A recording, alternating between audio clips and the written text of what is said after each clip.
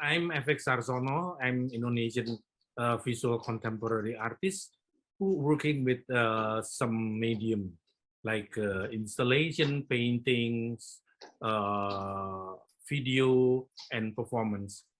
Yeah, and yeah, thank you very much, Yo, that you already invite me to give yeah interview and also to show my video in the Smith College Museum. Thank you very much. Thank you, Mr. Harsono. I am Yao Wu, Chace, Carroll, Curator of Asian Art at the Smith College Museum of Art. It's a great pleasure to have you here with us to speak about Nama, a video you made in 2019 that addresses anti-Chinese discrimination in Indonesia through a performance of young choir singers chanting a 1966 law forcing citizens of Chinese descent in Indonesia to change their name. And therefore, the title of the artwork, Nama, which means name. This video has been on view at our museum since this spring. And in fact, I have an installation view as a background. For the exhibition, we have set up a feedback station to encourage our visitors to offer comments and ask questions. Many people have enjoyed and have been deeply touched by the work. I will share with you just a few examples of the visitors' responses. So one person says, "Thank you for bringing awareness to these crimes against humanity." Another person says, "Their singing together sounds like a beautiful rushing river of voices." A third person says, "Incredibly powerful, complex experience, so many deep feelings." Another person, "Thank you so much. I hope you are doing okay. And thank you again for telling us your story. I know it must have been very hard." And last, a person says, "Hope you are doing okay." These are some of the visitors' responses to this work. Yeah, yeah. Thank you. Thank you for your kind word and your appreciation as well. I'm so glad that the video can help you and all of the people who saw this video develop the imagination about the situation, political situation in Indonesia, who related with the Chinese people, Chinese descent in Indonesia. That's very good to hear, Mr. Harsono. Now I'm going to ask you on behalf of our visitors some recurring questions we see among them. The first questions are, what is your name? Could you please explain that? What are your children's names? Yes, when I was when I was born, my family gave me a Chinese name. My Chinese name is Hu Fung Wen. But in Indonesia, we usually not using the Mandarin, but we using the Hokkien dialect. So my name Hu Fung Wen become Oh Hong Bun. That's from the Hokkien dialect, which was widely used in Indonesia at the time. In 1966, the New Order regime led by President Suharto required all Chinese citizens who become Indonesian citizens to change their names to Indonesian name. In 1967, I changed my name because at the time I become 18 years old, and the boys or the people who at 18 years old, they must declare that I'm become Indonesian or become other citizen. So I changed become Indonesian citizen. It's mean that I must change my name into Indonesian name, and I changed my name from Ohong Bun and now become Harsono. FX is a Catholic name for Francis Xavier. Yeah, because my family was a Catholic, so when I was child, they baptized me as a Catholic. And your children? Yeah, my children was born during New Order era. So we gave them Indonesian name. And also because I married with a Japanese woman. Japanese woman is native Indonesian, and I'm Chinese. Chinese usually the people call me not the native, but they are like descent. So we are not a native, and my wife was a native. She did not ask me to give her all of my children with the Chinese name. So we name our children Indonesian name. And yeah, because of they was born in New Order era, Chinese children born during the New Order era are were given Indonesian name. My children names mostly follow my wife's culture, which is Japanese culture, but not completely Japanese either. Yeah, that's typically of the hybrid Japanese or hybrid people in Indonesia. Even they are Japanese, they cannot speak Japanese, but they can speak Indonesia. I see. So regarding names, here are two more questions. Why does a name even matter? And why do you think people change their name?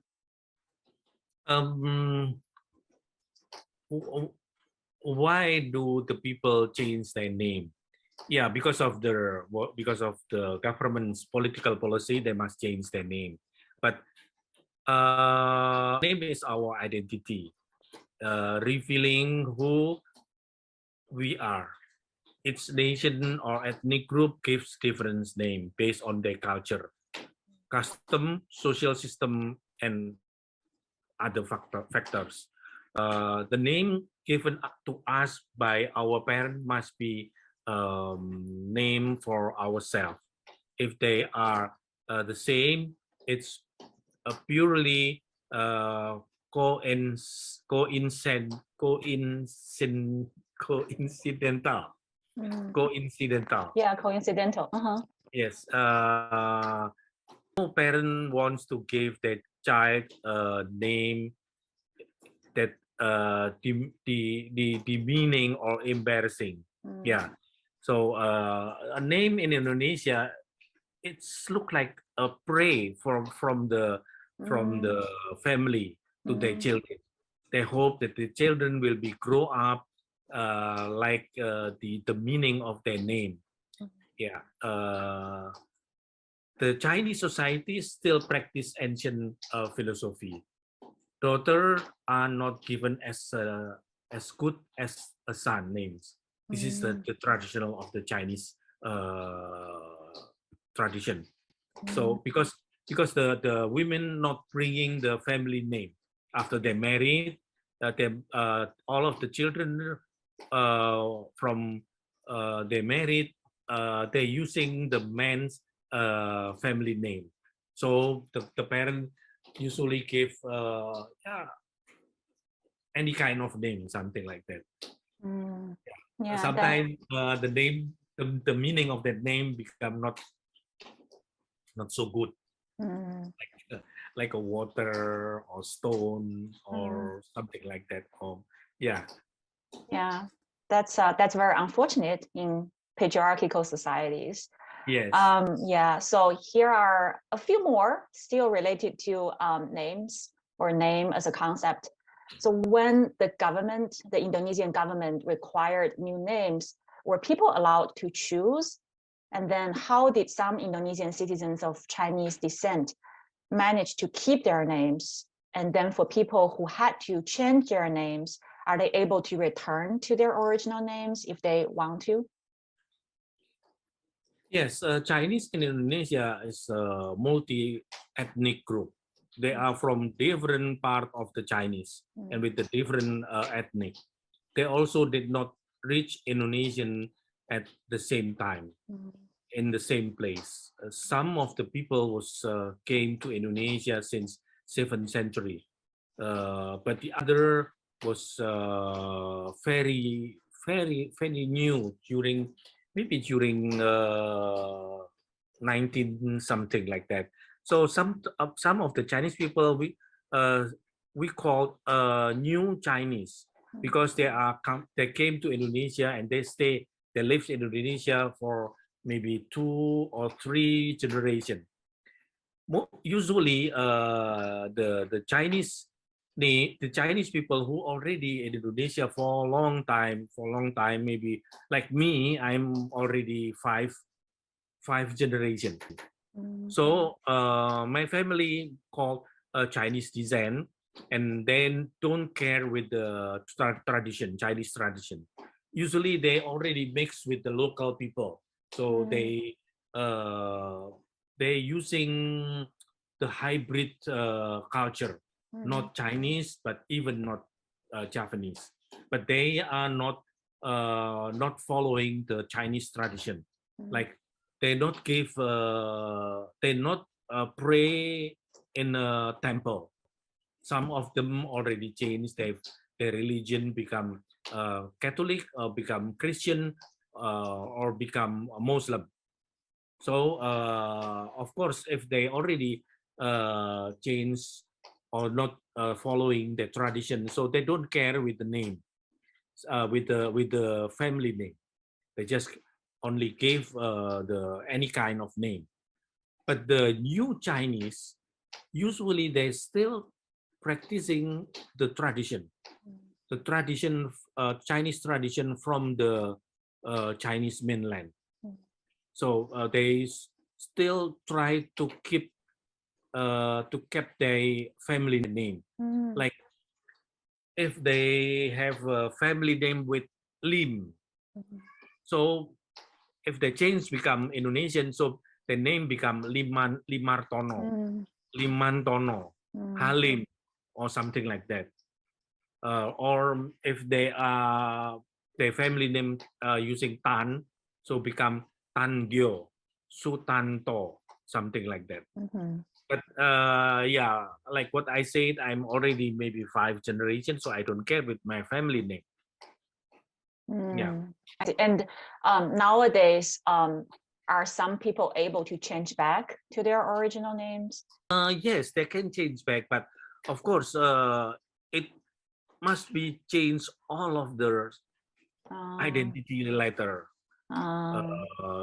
citizenship, ID card, driving license, and all of the things. So it become more difficult for them, and then they don't care with them. But some of the new Chinese, even they they using Indonesian name, but in the family still asking them or give them a Chinese name. Yeah, so formally they're using Indonesian name, but in the family they're using a Chinese name. It's kind of like two identities, one public identity, one domestic identity. Yeah, interesting. Yeah. So here are some questions, I guess, related to Chinese people in Indonesia in general. The first one is, what is the history of Chinese immigration to Indonesia? Of course, very briefly. And then the second question is, why were, I meant like the answer could be brief, that we are not expecting you to give us a whole, history lesson on the Chinese immigration, but just in very brief words. And the second question is, why were Chinese people targeted, unfortunately, specifically in Indonesia? Yeah, the Chinese people come to Indonesia at the first time. They say in the history, some people say that all right, that at the Chinese people came to Indonesia at the first time at the 7th century, where there's some of the Chinese people was because of merchant, or they sail, we call sail to the Middle East. So they pass by Indonesian island and they visit Indonesia. And also the Islam was brought by Chinese people to Indonesia. Yeah. in Semarang, there is in the north part of Java, there is a big mosque. Beside that mosque, also a temple, Chinese temple, because this person was brought the Chinese, the Muslim religion to Indonesia. So and also because of the during the Dutch colonial time, the Chinese people was got what is it? Got a lot of uh, a lot of uh, a lot of position, a good position, because Chinese was came to Indonesia before Dutch, so the Chinese already knows about Indonesian tradition. They know Indonesian people. They already make like a merchant, or they already working in Indonesia. So the Dutch using the Chinese as an intermediaries implement Dutch policies against the local population, such as collecting the tax and excise, or the Chinese become intermediary of the middleman who bought corpse or spice and then sold to the Dutch. So because of that, so the indigenous people knows that the Chinese people was bad because they're asking tax and anything. That's until this time, a lot of local people they don't like the Chinese, or they think that Chinese is helping the colonial to get the tax. But after that, so the Dutch also make a segregation between indigenous group, the Chinese population, and also the other ethnic, because the Dutch colonial thinking that if all of the people live together, there is no segregation. So that will be dangerous for the Dutch colonial at that time in Indonesia. I see. Yeah. I guess still related to history, what effect did this oppression of the Chinese people in Indonesia have? And to what extent did the US government support General Suharto, in particular, purging communists? Yeah, during Suharto, military was very powerful. Suharto using a military to oppress the people. A lot of people was massacred during 95. If they indicate as a communist, so they will kill, and so many people was massacred at the time. Some people say there is a 100,000, some people say million, something like that. But that's yeah, because of the government try to avoid against the communists, and the CIA should be held accountable. But other evidence is difficult to come by. I have not done any research on communist killing. Since a few years ago, the CIA has made intelligence data about 1965 killings available to the public. However, I have no idea who has accessed the data, and no book has published the data until this time. Yeah. So yeah, I don't know anymore about how the CIA involved in the mass killing in Indonesia at the time. So about the present, are things better now? Could this happen again? Pardon? are things better now? Is anti-Chinese discrimination better now in Indonesia? And do you think this could happen again in the future? Yeah. After the new order regime fell down, so the new president at the time, his name is Abdul Rahman Wahid. He gave a lot of change related with the Chinese people.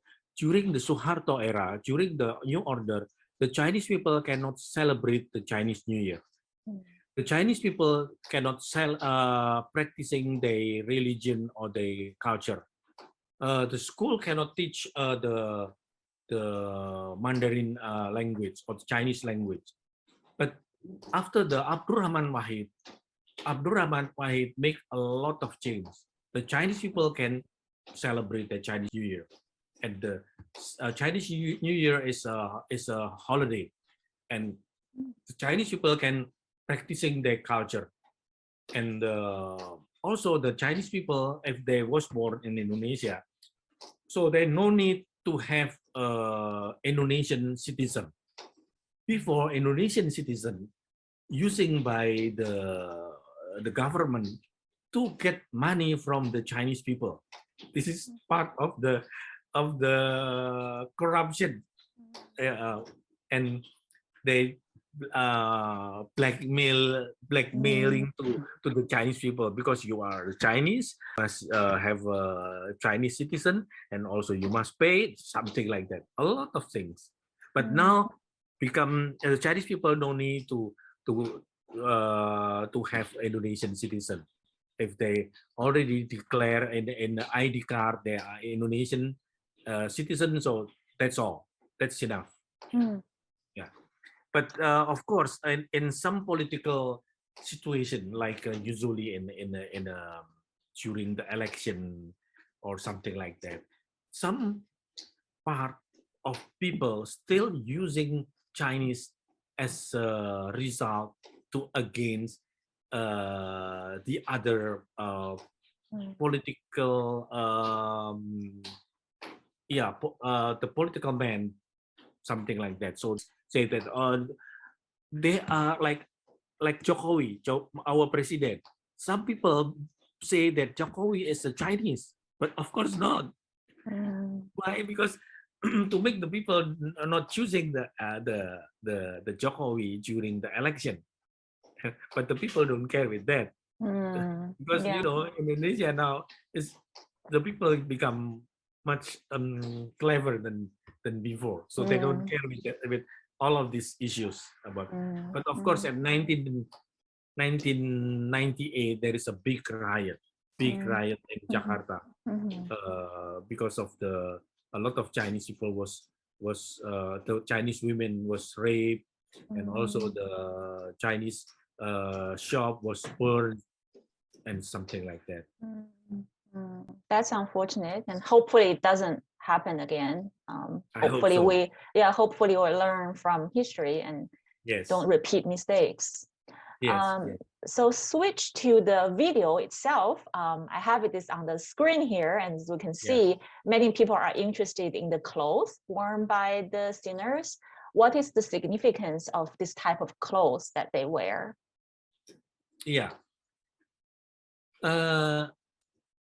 Indonesian, the Chinese descent in Indonesia, I call it a hybrid. They're still using the Chinese tradition, but they also using the Indonesian tradition, like a sarung, who using by Chinese women. That's from batik. Sarung is not the Chinese tradition. Sarung is a Indonesian indigenous tradition. A lot of women in Indonesia using sarung. But why I use this motif of batik, sarung batik? These motifs usually used by the Chinese people for showing mourning to the dead people, to express their mourning, the Chinese people showing I must use the very what is it?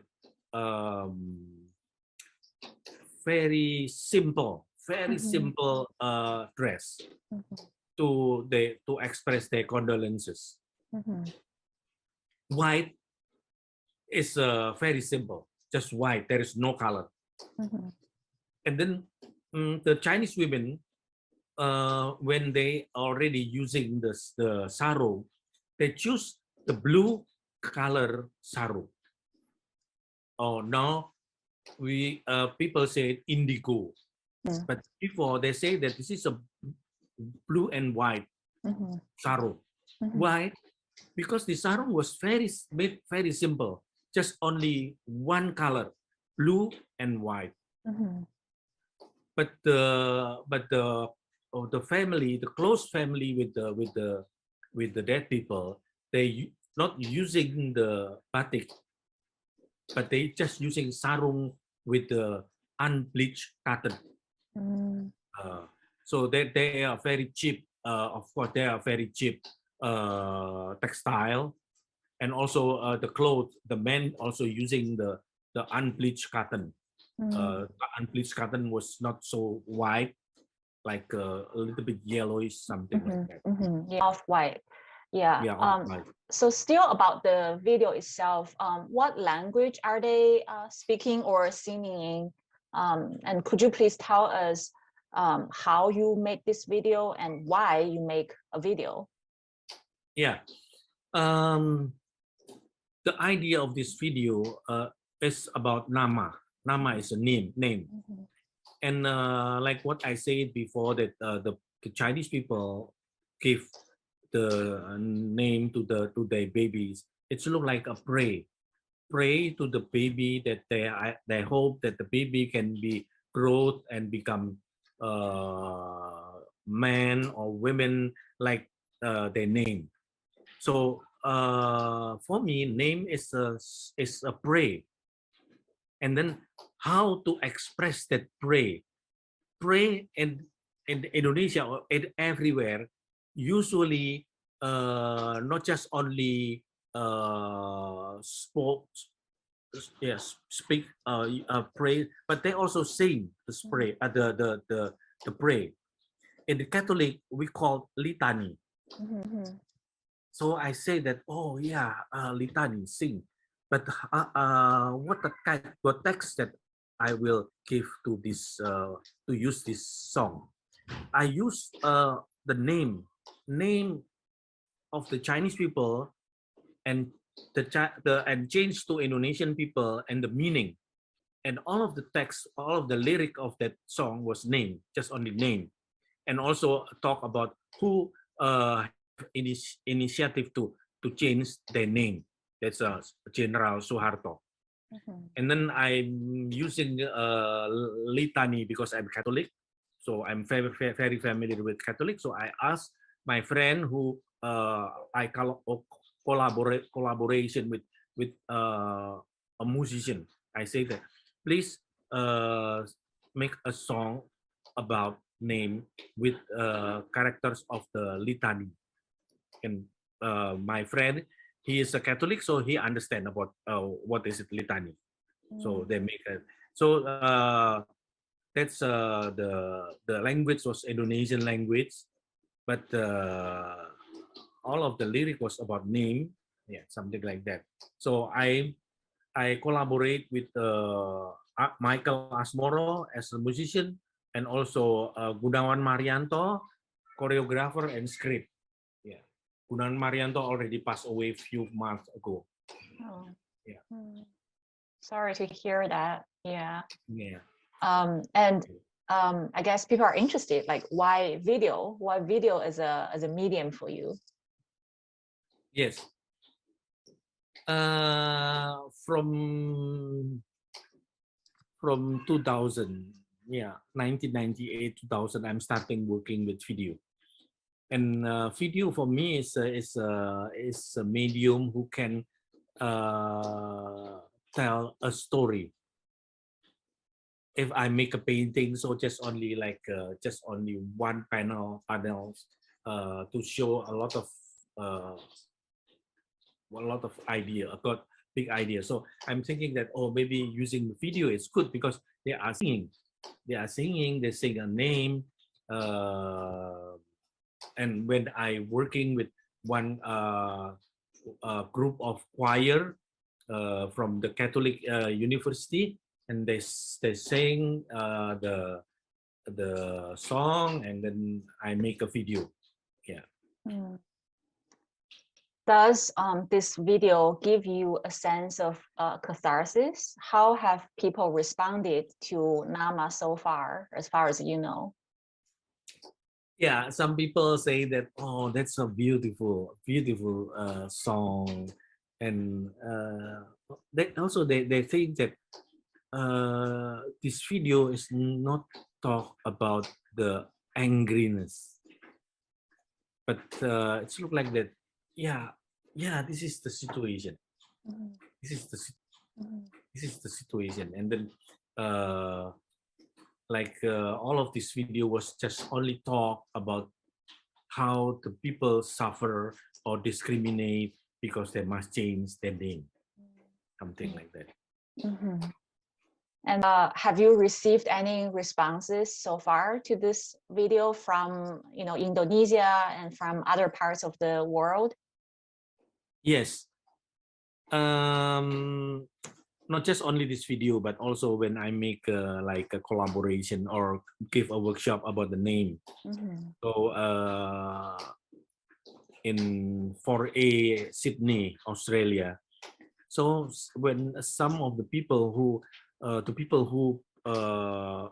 participate in that workshop, they realize that, oh yeah, I already changed my name. A lot of people in the world changed their name Mhm. because of a lot of or some situation, because of the economic, because of the politic, because of the gender, something like that. Mm. So they realize that change name is not just only in Indonesia, but also in other place.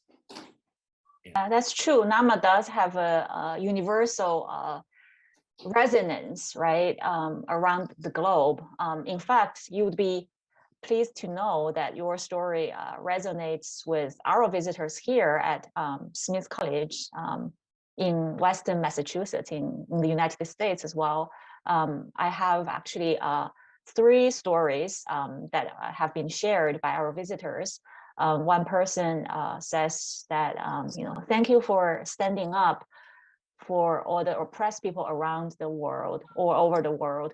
My husband's family has fought the Morocco government to name the children indigenous Amazon names. So that's another example in another country where ethnic minorities were forced to change their names. And another person says, my great-great-grandfather changed his last name from Su, S-U, to So, S-A-W, after fleeing China to the Philippines. I wonder how many countries also had this occur. So it's another instance of immigration to another country and the immigrant changing their names. And lastly, another person says, not a question, just a few words of praise. I'm second generation Jewish American. My family has seen lots of name changes in their escape from programs and then in effort to assimilate. Your movie is wonderful, moved me to tears. Yeah, so that's another story that really resonates with Nama in its own ways. It's really amazing to see how Nama has brought out and brought together all these deeply personal but also universal stories, right, across times, across geographies, across cultures. Thank you again, Mr. Harsono, for this wonderful video, and also thank you for speaking with me today. Yeah, thank you very much, Yo, and also all of the audience that already saw my video and they realized that this video was helping them or make them realize that change name not just only in Indonesia but also in other and other world. Maybe in this in many countries they change their name because of this political situation, economic or something. Thank you. Thank you.